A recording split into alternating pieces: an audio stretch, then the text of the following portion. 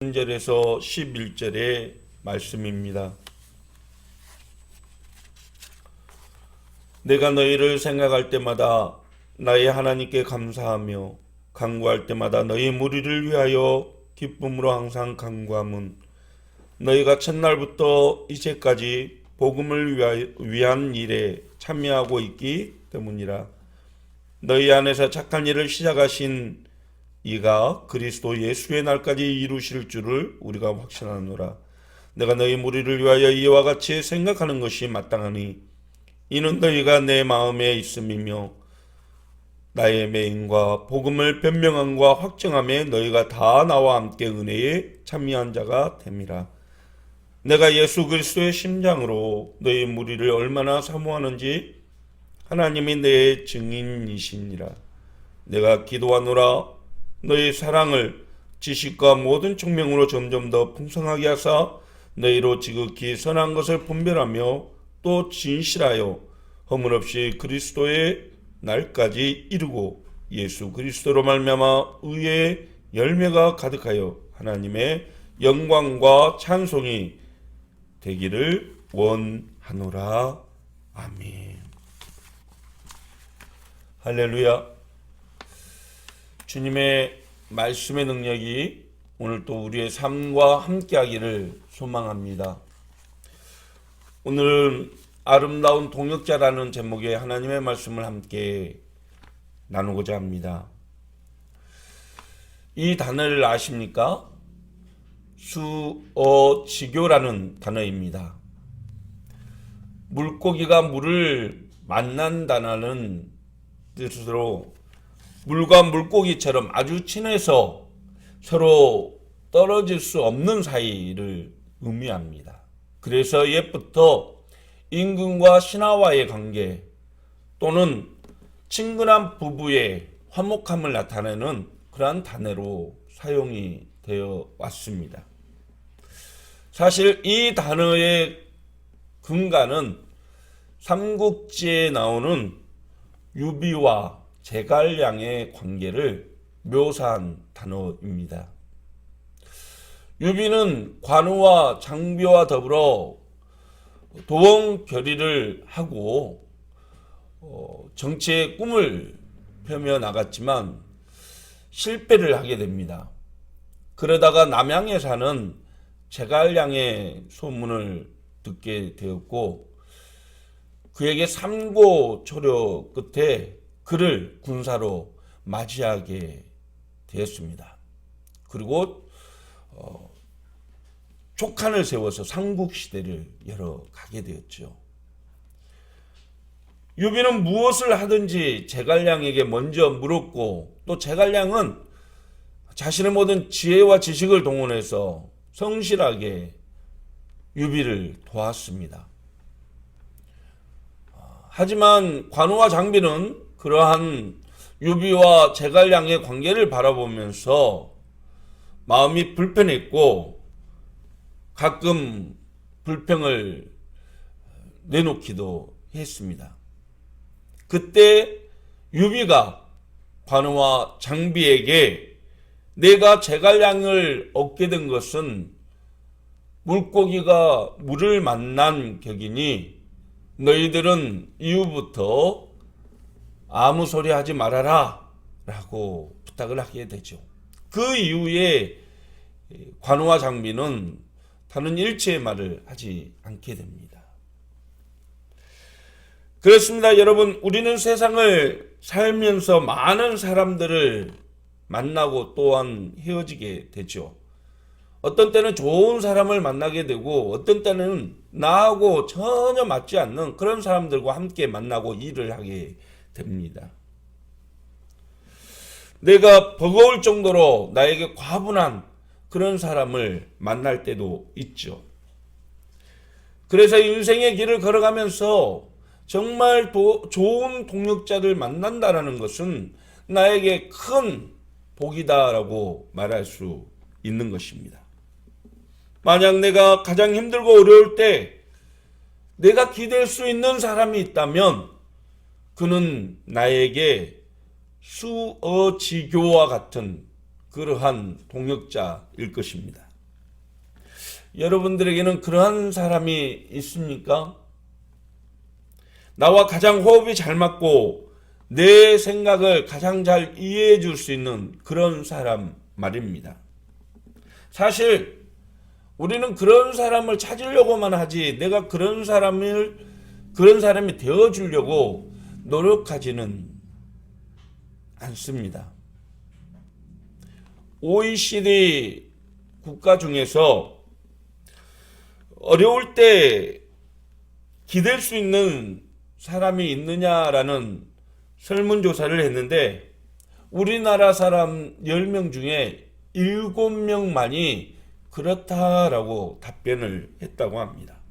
15세 이상 남녀 1,000명을 대상으로 한 그런 설문조사에서 가족, 친구, 동료 중에 어려움에 빠졌을 때 내가 기댈 수 있는 사람이 있는지에 묻는 설문에 한국 사람들은 72.4%가 있다라고 답을 했고 27.6%는 전혀 도움받을 만한 사람이 없다라고 답변을 했다고 합니다.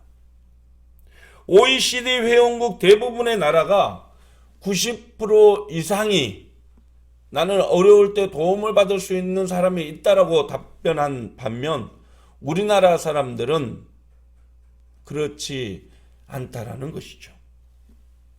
이것은 다른 사람들과의 관계가 좋지 않다라는 것을 의미하고 또 외롭고 힘들 때 기댈 수 있는 사람이 없어서 극단적인 선택을 할 확률이 그만큼 높아진다라는 것을 의미한다고 합니다. 여러분, 우리 한국교회가 어려울 때 세상 사람들이 기댈 수 있는 곳이 되었으면 좋겠습니다. 저와 여러분 그리스도를 믿는 믿음의 성도들이 외롭고 힘든 사람들이 와서 기댈 수 있는 그늘 같은 존재가 되기를 주님의 이름으로 축원합니다. 교회 규모가 작다고 못하는 것이 아닙니다. 작은 소나무라 할지라도 솔향기가 나야지 그것은 소나무로서 인정을 받을 수 있는 것입니다.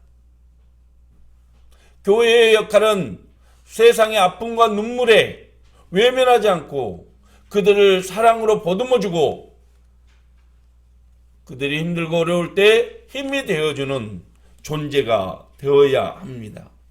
우리 세원학교에 저와 여러분이 그런 존재, 그런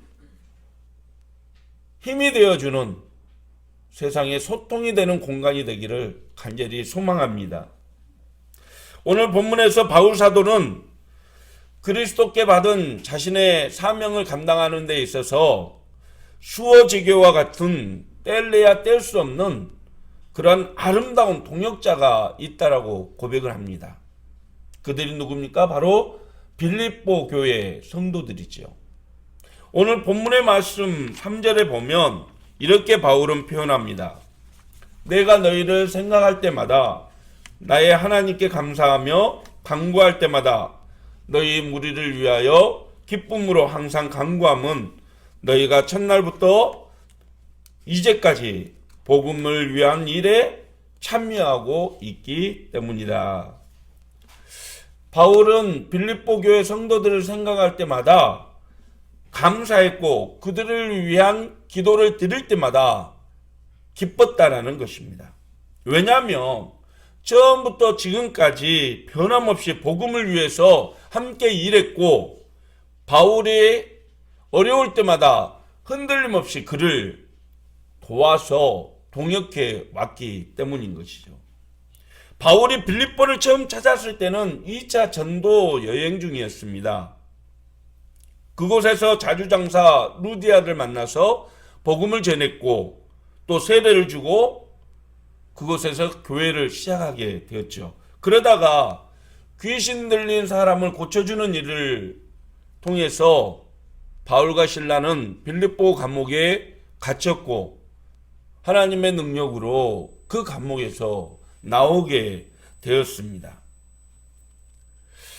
빌립보 교회는 바울이 경제적으로 어려울 때마다 사역을 감당할 수 있도록 물질적으로 아낌없이 후원을 했고, 바울의 요청으로 예루살렘 교회가 어려워지자 그들에게 헌금을 보내게 되었습니다. 한마디로 말해서 바울의 사역에 있어서의 빌립보 교회는 좋은 동역자였고, 뗄래야 뗄 수 없는 아름다운 동역의 관계였던 것이죠. 그렇습니다. 여러분, 하나님의 뜻을 이루고 하나님의 사역을 감당하는 데 있어서의 좋은 동역자는 그야말로 보물 같은 존재이죠. 우리도 하나님의 나라를 위해서 일할 때 좋은 동역자가 필요합니다. 결코 믿음의 신앙을 가지고 하나님의 일을 감당하는 데 있어서 혼자서는 일할 수 없을 것입니다. 그래서 영적인 연합은 기독교 신앙의 본질이다라고 말할 수 있죠. 성도가 아무리 열심히 신앙생활을 감당한다 해도 목회자와 연합이 안 되고 또 성도들끼리 연합이 안 된다고 한다면, 그래서 교회가 하나 되지 못한다고 한다면 교회는 생명력을 잃어가게 될 것입니다. 갈등과 미움, 분쟁이 없이 마음과 뜻이 하나가 되어서 연합한다면 교회는 성장하고 늘 평안 가운데 기쁨과 행복을 누리게 될 것입니다. 무엇이 공동체를 하나가 되게 할까요? 무엇이 교회를 하나가 되게 만드는 것입니까? 그것은 바로 그리스도의 사랑입니다. 처음 우리는 교회에 나올 때 각자의 생각이 다르고 환경이 다르고 그리고 철학이 달려서 다른 사람들을 대할 때에 자신의 생각과 사고로서 판단하고 대하기 때문에 많은 사람들에게 상처를 줄 수도 있고 또 상처를 받았습니다. 그래서 마음이 외롭고 힘들고 지쳐갈 때가 많았죠. 그러다가 하나님의 말씀으로 위로를 받고 그리스도의 사랑으로 하나하나 우리 안에 남을 섬기는 사랑과 베푸는 은혜들을 갖추게 된 것입니다. 그래서 서로를 이해하고 배려하고 용납하게 된 것이죠. 어떤 목사님이 설교를 하면서 우리는 서로 사랑해야 합니다. 다른 이들을 절대 미워해서는 안 됩니다. 라고 설교를 했습니다.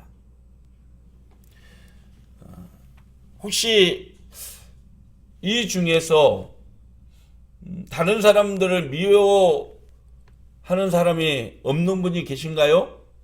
라고 묻자 연세 지긋한 분이 손을 들면서 얘기합니다.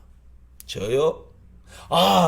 할아버지는 다른 사람을 미워하는 사람이 없나요? 모두 다 사랑하나요? 그랬더니 이 할아버지가 옛날에는 있었지요. 그래요? 그러면 지금은 그리스도의 사랑으로 모두를 다 사랑하시나 보죠? 그랬더니 이 할아버지가 한마디 합니다. 아니요. 다 가시오. 모두 죽었다는 얘기죠. 그렇습니다. 다른 사람을 미워하는 사람이 한 사람도 없다라는 것은 참 이러냐는 그런 얘기지요.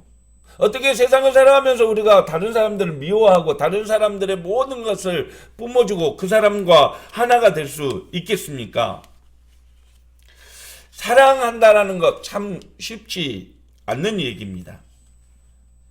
인생을 살면 살수록 사랑하는 사람이 늘어가는 것이 아니라 왼수가 늘어간다라고 표현하는 사람들도 많이 있습니다.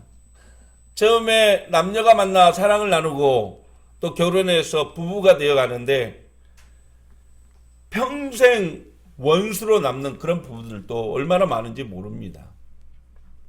하지만 우리 그리스도인들은 예수님의 사랑으로 사랑하며 살아가야 할 존재들로 부름 받았습니다. 주님의 우리를 사랑한 것 같이 우리도 주님의 사랑을 품고 다른 이들을 사랑해야 하는 것입니다. 그렇습니다. 여러분, 바울과 빌립보 교회처럼 하나님이 보시기에 아름다운 동역자가 되기 위해서는 그리스도의 사랑으로 하나가 되어야 합니다. 사랑으로 용납하고 이해하고 배려해 줄 때 그 속에서 하나가 되는 것입니다. 하나가 된다라는 의미는 무엇일까요? 저는 이 사진 하나로 여러분에게 이렇게 표현하고 싶습니다. 겨울 이맘쯤에는 각 가정마다 된장을 담그게 되죠. 그래서 메주를 이렇게 만듭니다. 처음에 메주를 만들 때는 메주콩을 삶아서 그것을 자루에 넣고 발로 지근지근 밟아버립니다. 그 메주콩이 형태를 몰라볼 정도로 짓이겨서 이렇게 메주라는 하나의 덩어리를 만들게 되죠. 하나가 된다라는 의미는 바로 이것입니다. 서로의 자신의 개성을 죽이고 성질도 죽이고 자신의 욕구와 생각을 내려놓고 서로 배려하면서 한 덩어리를 이루어 가는 것이죠. 내 생각도 맞지만 다른 이들의 생각도 맞다라는 생각을 가지게 되는 것입니다. 교회뿐만 아니라 가정과 사회에서도 마찬가지입니다. 다른 이들의 생각을 이해하고 배려해 주지 못한다면 하나가 되지 못하는 것이죠. 다른 이들의 아픔과 함께 동참하고 다른 이들이 상처받고 아파할 때 그것을 내가 당하는 것처럼 생각하면서 위로해주고 기도해주는 그런 영적인 부요함을 갖출 때 교회는 하나가 될 수 있고 또 그리스도의 사랑이 우리 가운데 충만하게 임하게 되는 것입니다. 그것이 진짜 교회이지요. 교회라고 하면서 서로 다툼과 분쟁만을 자기의 생각과 주장만을 펼쳐나간다면 그거는 하나님이 기뻐하는 교회가 아닐 것입니다. 사랑하는 성도 여러분, 그렇습니다. 교회는 하나가 되어야 합니다. 그 하나가 되기 위해서, 하나로 만들기 위해서는 목사만이 혼자 노력한다고, 장로, 권사, 집사만이 노력한다고 되는 일이 아닙니다. 모두가 함께 그리스도의 사랑으로 하나가 되기 위해서 노력해야 하는 것입니다. 그것이 진정한 동역자이고 하나님의 바라시는 교회의 참 모습일 것입니다.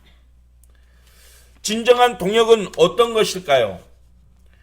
세상의 아픔과 상처에서 힘들어하고 교회에 찾아온 그러한 이들에게 힘든 마음을 치유해주고 필요한 것들을 채워주는 것, 이것이 진정한 의미의 동역입니다. 교회를 위해 열심히 수고하고 노력하는 이들을 도와주고 기도해주며 함께 보조를 맞춰 나가는 곳, 그곳이 사랑의 공동체, 바로 교회인 것이죠. 그런 의미에서 바울에게 있어서의 빌립보 교회는 정말 사랑으로 하나 되는 그러한 믿음의 공동체였던 것입니다. 우리말 성경에 나와 있는 빌립보서 1장 7절의 말씀을 함께 보겠습니다.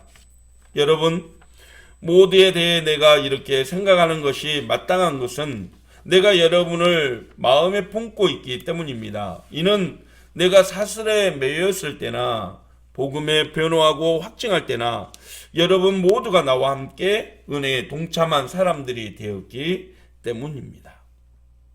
다시 말해서 바울이 힘들고 어려울 때 복음을 전하고 수고할 때 한마음으로 응원해주고 그의 사역에 동참해 주었기 때문이라고 말합니다.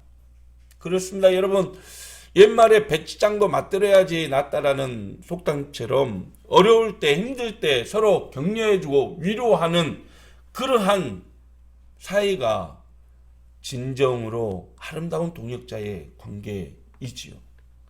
코로나 속에 모두가 힘들어하는 때를 우리는 만나고 있습니다.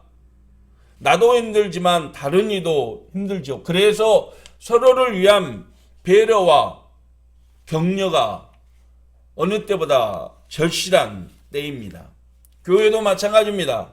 성도들의 아픔과 눈물에 관심을 갖고 그들을 위해서 한 번 더 기도해 주는 것이 필요한 때입니다. 여러분, 하나님이 인정하고 기대하는 진정한 교회 공동체의 동역자라면 무엇을 가져야 할까요? 어떤 마음을 가진 사람이 멋진 교회 공동체를 만들어가는 아름다운 동역자일까요?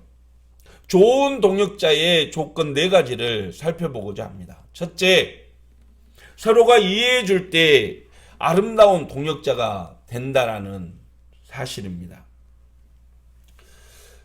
무엇보다도 초대교회에서는 유대인과 이방인이 함께하는 그러한 공동체였습니다. 모두가 다른 생각, 다른 문화, 다른 철학을 가지고 살아가다가 그리스도 예수 안에서 하나가 된 공동체였습니다. 그러다 보니까 서로 만나고 싶지 않는, 가까이 하고 싶지 않는 그런 사람들도 있었을 것입니다. 그래서 바울 사도는 사랑의 공동체를 이루어가기 위해서는 서로 판단하지 말고 서로가 이해하고 받아들이라라고 권면을 했던 것입니다. 여러분, 모든 것이 내 생각대로 다 맞습니까? 아니지요. 다른 사람의 생각도 존중해주고 그 생각이 맞고 또 그 사람이 그렇게 생각하는 것이 맞다라는 것을 우리는 인정해 줄 필요가 있습니다. 그래서 사회는 공동체고 교회는 공동체인 것이죠. 사랑의 공동체를 이루기 위해서는 서로 이해하고 배려해 줄 필요가 있습니다. 그런 마음이 가득할 때 교회는 진정으로 사랑의 동역자가 가득 찬 그런 믿음의 공동체가 되어 가는 것이죠. 저와 여러분이 서로를 이해해 주며 아름다운 동역자로 서나가는 그러한 믿음의 일꾼 되기를 주님의 이름으로 축원합니다. 두 번째는 위로가 필요할 때 위로해 주는 것이 진정한 동역자죠. 바울 사도는 로마서 12장 15절에 즐거워하는 자들과 함께 즐거워하고 우는 자들과 함께 울라라고 가르쳐 주고 있습니다. 그것이 진정으로 사랑의 공동체이고 주님이 기뻐하는 동역자의 정신이죠. 진짜 힘들어서 주저앉아 울고 있는 이에게 왜 그렇게 주저앉아 있냐고, 뭐가 그렇게 힘드냐고 핀잔을 준다면 그런 사람들은 그의 마음을 이해하지 못한 그런 사람들일 것입니다. 여러분, 주님이 기뻐하는 믿음의 동역자는 다른 이의 아픔과 눈물에도 관심을 가지고 위로해주며 격려해주는 그러한 일꾼을 하나님은 기뻐하실 것입니다. 저와 여러분이 사랑의 눈으로 진정으로 우리의 위로가 필요한 이들을 찾아보고 그들을 감싸고 격려해주는 아름다운 믿음의 공동체로 만들어가는 저와 여러분이 되시기를 축복합니다. 세 번째, 좋은 동역자의 조건은 바로 기도해 주는 사람이어야 합니다. 오늘 본문에 보니까 바울 사도는 빌립보 교회를 위해서 늘 기도하고 있다라고 표현합니다. 우리 본문의 9절의 말씀 같이 한번 보시죠. 내가 기도하노라 너희의 사랑을 지식과 모든 총명으로 점점 더 풍성하게 하사 너희로 지극히 선한 것을 분별하며 또 진실하여 허물 없이 그리스도의 날까지 이루고 예수 그리스도로 말미암아 의의 열매가 가득하여 하나님의 영광과 찬송이 되기를 원하노라. 바울은 진정으로 빌립보 교회 성도들의 믿음의 성장을 위해서 기도해 주었던 것입니다. 예수 그리스도로 말미암아 의의 열매를 많이 맺어 하나님의 영광과 찬송이 되게 하기 위해서 기도해 주었다라는 것입니다. 사랑하는 성도 여러분, 그렇습니다. 믿음의 좋은 동역자가 되기 위해서는 모두를 위해서 기도하는 힘이 필요합니다. 기도는 하나님과 함께 하나가 되는, 그래서 하나님의 능력이 우리 가운데 임하는 무기입니다. 진정으로 다른 사람들을 배려하고 위로한다면 그를 위해서 우리는 함께 눈물로 기도해 주어야 합니다. 이 코로나의 어려운 시기 가운데 진짜 우리에게 필요한 것이 있다면 바로 기도입니다. 사랑하는 성도 여러분, 여러분의 주변에 어렵고 힘든 이들이 있습니까? 그들을 위해서 기도해 주십시오. 이 나라의 민족을 위해서 기도해 주십시오. 교회를 위해서 기도해 주십시오. 그것이 하나 되게 하고 그것이 온전한 하나님의 뜻이 이 땅 가운데 펼쳐질 수 있는 아름다운 계기가 될 것입니다. 우리 정종덕 권사님은 나이가 연로하시지만 하루도 빼놓지 않고 교회를 위해서, 목사님을 위해서 기도한다라고 늘 말씀하십니다. 새벽부터 일어나서 주무시기 전까지 늘 교회를 위해서 기도문을 놓고 기도하며 주무십니다. 이것이야말로 진정으로 교회에 필요한 힘이고 가장 아름다운 동역자의 자세인 것이지요. 사랑하는 성도 여러분, 기도를 통해서 모든 이들에게 힘이 되어주는 아름다운 동역자가 되는 저와 여러분이 되시기를 축원합니다. 네 번째, 서로를 격려해 줄 때 좋은 동역자, 아름다운 동역자가 되는 것입니다.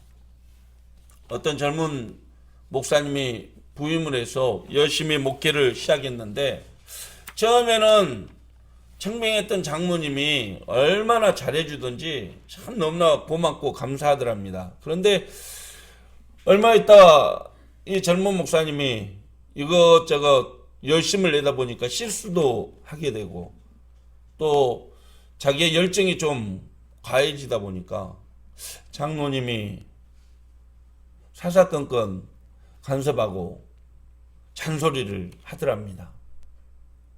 그런데 그게 도가 넘다 보니까 이 목사님이 늘 마음이 아프고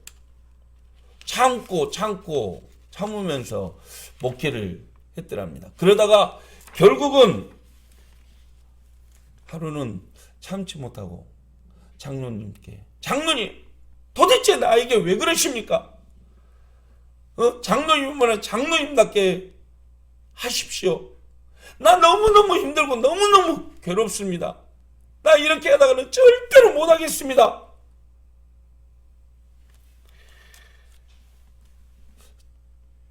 장로님이 화를 내고 쫓아냈을까요? 아닙니다. 혼자말로 했기 때문에 못 듣고 안 쫓아내더랍니다. 여러분, 칭찬은 고래도 춤추게 한다는 말이 있죠. 다른 사람의 잘못과 다른 사람의 실수를 우리는 책망하고 질책하는 것은 쉽습니다. 그러나 다른 사람의 실수와 연약함을 사랑으로 감싸주고 그를 격려하며 칭찬해 주는 것은 참 어려운 일이지요. 모두가 실수할 수 있고 또 어떤 사람이든 처음에는 부족할 수 있습니다. 그래서 정말로 아름다운 동역자라면 그의 실수를 감싸주고 그를 위해서 한 번 더 격려해주고 칭찬하는 힘이 필요한 것이죠. 교회 안에서 어떤 봉사를 하든지 개인의 이익을 위해서 한다든지 다른 이들에게 함부로 대하며 하는 것은 결코 사랑의 공동체 안에서 일꾼의 자세가 아닐 것입니다. 여러분, 다른 이들에게 내 감정을 쏟아내지 말고 다른 이들에게 상처 주는 말은 입 밖에도 내지 않는 그런 아름다운 동역자의 정신을 가지는 저와 여러분이 되었으면 좋겠습니다. 진정한 동역자는 다른 이들보다 먼저 섬기고 행동하는 정신이 필요한 것이죠. 그래서 서로를 격려해 주는 것이 세상의 어떤 힘보다도 그 사람을 감동시키고 그 사람의 힘을 보태는 귀한 일이라고 할 수 있을 것입니다. 사랑하는 성도 여러분, 서로 격려하고 사랑으로 보듬어 줍시다. 다른 이들의 아픔과 상처에 위로하고 칭찬하고 괜찮아, 할 수 있어, 힘내, 뭐 그 정도쯤이야, 아이 괜찮아, 그렇게 서로 다독여주며 우리의 믿음의 길을 함께 당당하게 걸어나가는 저와 여러분이 되시기를 간절히 축원합니다. 말씀을 마칩니다. 진정으로 아름답고 멋진 사랑의 공동체를 갖고 가기 위한 우리의 조건들은 무엇이 필요할까요? 바울 사도는 에베소서 4장 2절에 우리에게 귀한 교훈을 얘기해주고 있습니다. 에베소서 4장 2절의 말씀입니다. 모든 겸손과 온유로 하고 오래 참음으로 사랑 가운데서 서로 용납하고 평안에 매는 줄로 성령이 하나 되게 하신 것을 힘써 지키라. 사랑하는 성도 여러분, 결코 잊지 마십시오. 결코 이 말씀을 마음에 새기며 믿음의 길을 걸어가십시오. 그리고 다른 이들에게 좋은 동역자가 되기 위해서 힘써 노력하십시오. 이것이 주님의 부르심에 합당한 성도의 삶이요 생각일 것입니다.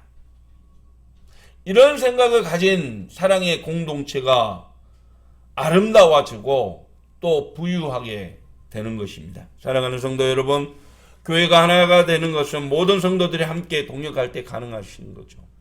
사랑의 가정, 사랑의 직장, 사랑의 사회가 되는 것은 모두가 함께 한 마음으로 뜻을 합할 때 가능합니다. 우리가 하나됨으로 인해서 하나님께 부름받았다는 사실을 기억하며 서로 이해하고 기도해주며 용서하며 격려해주며 함께 사랑의 공동체를 갖고 나가는 저와 여러분이 되시기를 주님의 이름으로 축원합니다.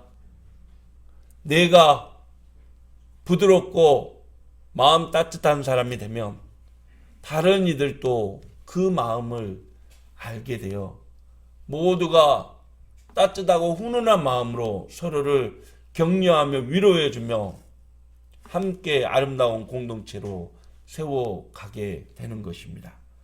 교만과 독선, 완고한 생각은 내려놓고 하나님의 부르심에 합당하게 행하는 모든 성도들이 되시기를 예수님의 이름으로 축원드립니다.